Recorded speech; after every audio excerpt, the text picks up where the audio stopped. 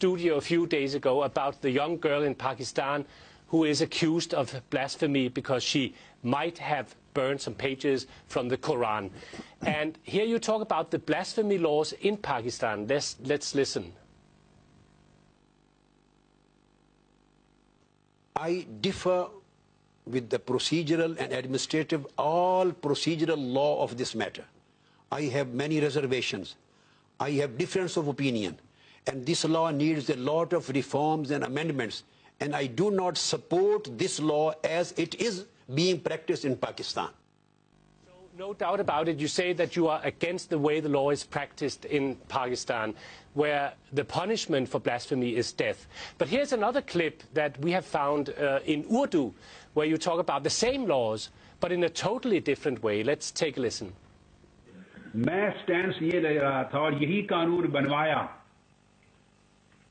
मेरा point of view ये था कि जो भी गुस्ताखी रसूल का मुर्तकिब हो, मुसलमान हो या गैर मुस्लिम, मर्द हो या औरत, मुसलमान हो, यहूदी हो, ईसाई हो, हिंदू हो, कोई हो, या मर्द हो या औरत हो, जो गुस्ताखी रसूल का मुर्तकिब हो उसकी सजा कत्ल है. दूसरी बात मैंने ये मौकिफ ली थी कि उसे जो हर मुर्तद के लिए तौबा की इजाजत है, इस्तिताबत होगी, मगर गुस्ताख रसूल से तौबा का नहीं पूछा जाएगा, उसको स्ट्रेट स्टेट अवे कत्ल कर दिया जाएगा.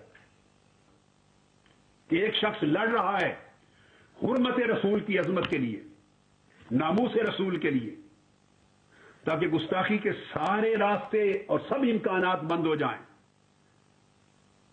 और जो जुबान खोले, मुसलमान हो या यहूदी हो या ईसाई हो या काफिर हो या मोमिन हो या मर्द हो या औरत हो, उसे कुत्ते की तरह सजा मौत दे दी जाए. So, Dr. Qadri, which one is it? Which one of the clips is the real Qadri? There is no conflict in both of these clips, because I have already stated in this clip I am talking only about the basic quantum of the punishment, which is known to be substantive law. But the disagreement which I mentioned about the law, that is regarding its structure, its practice, and the way how it is being used. I have not uttered a single word in favor of its structure, in its practice, and its administration. The whole thing which you have heard in this clip is connected with the quantum of punishment. And this quantum of punishment, I have repeatedly said, has been given in Bible, it has been maintained by Jesus Christ, and it has been maintained by Holy Prophet Muhammad. So the Jewish religion, Christian religion, and Islam, and Bible and Quran, all three religions are in the same boat. Being a believer, I can't contradict Holy Moses or Holy Jesus Christ or Prophet Muhammad. But I have disagreement with the structural and administrative aspect of the law. I have, my viewpoint of it is the same. In that clip, there is nothing related to the administrative aspect of misuse of law. In the same speech, if you go 6 hours further, I have criticized the way it is being misused. And I say, this law is being misused. So, Dr. This law's Qadri, administration needs a lot of amendments. Excuse me for interrupting you. That leads naturally to the next question. Do you favor capital punishment for insulting the Prophet? As far as the capital punishment is concerned, if this is the question, so the capital punishment is still practiced in 35 states of United States of America. Capital punishment for different crimes is not still for practiced insulting in the Russia, Prophet, though. in Not China. for insulting anybody. It's for different crimes, right? It's fine.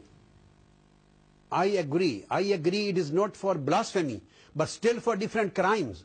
Against there is capital punishment, and 1,400 death punishments have been awarded in America since 1976 till 2012. For different crimes. But none, if it is a matter of capital punishment and death insulting punishment. the Prophet. So let's be specific. In your opinion, does it constitute blasphemy? Let me and should explain, it carry please. a death sentence to publish, for instance, a cartoon of the Prophet? Let me explain, please, one thing. This blasphemy law in Pakistan was made 27 years, 28 years before. But for the last 28 years, None of the person who was charged has been sentenced to death. This is the history, and I am quoting the record. The judiciary of Pakistan is so sensible and reasonable.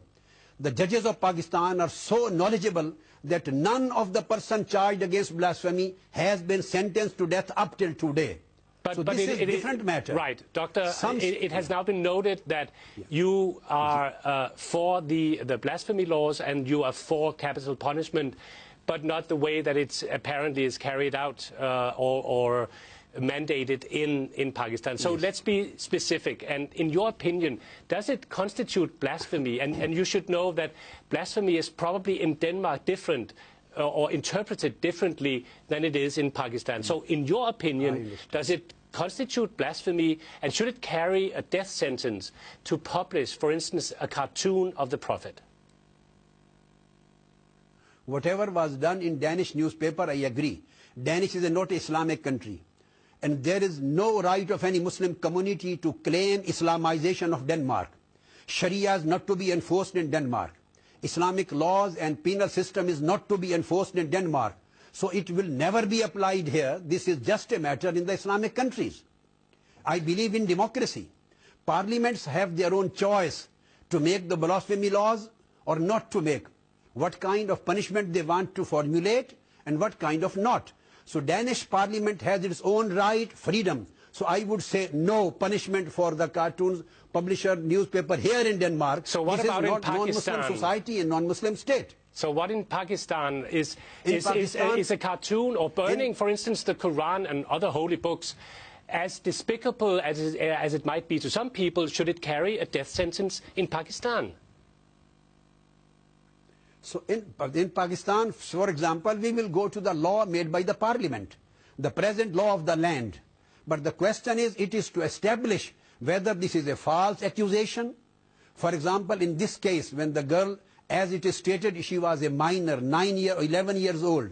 She was suffering from Down syndrome. If this is the case, then no punishment is to be awarded on that girl according to the Islamic law. Second thing, we need quite big evidences. Sometimes laws are misused. The powerful political people, they lodge a false accusation against minorities and against poor people, and they wrongly create this kind of law in order to take a revenge, their own personal matters, their revenge. So I would say that this kind of misuse should be stopped.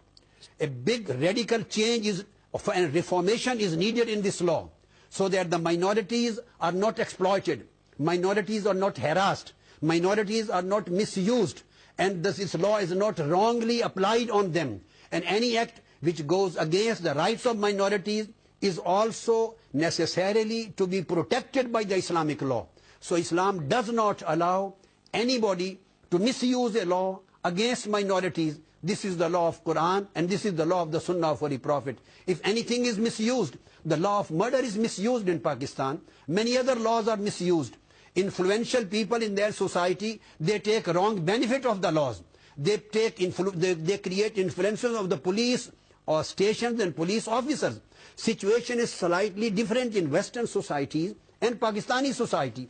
That's why I would say that these laws need very carefully to be amended in its structure, in its administration, but way and method it is applied, Qadri, so that the minority rights are protected. I totally understand what you're saying, but this girl might be belonging to a minority. I guess she's Christian and she's a minor.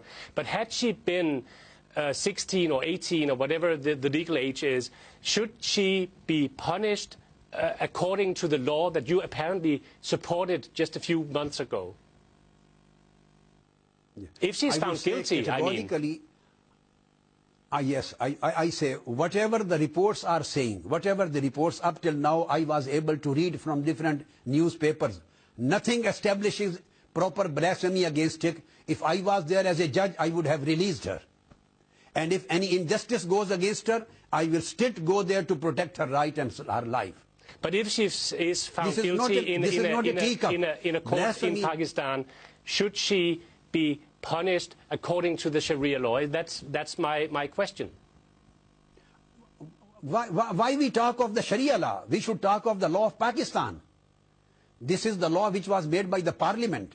And still now, Asif Ali Zardari is the president of Pakistan. Benazir Bhutto was the prime minister of Pakistan. 28 years have passed. Many democratic governments have taken there. They have made dozens of amendments in the constitution. Why they don't make amendment in the constitution and the law? Those democratic and popular governments and duly elected governments, why they don't make this kind of amendments? I have been asking them many times. But the still, society Dr. needs Qadri, an amendment. my question to you is, if she is found guilty, or if anybody is found guilty of blasphemy, should they, according to your opinion, be punished with capital punishment? I will go again to the answer.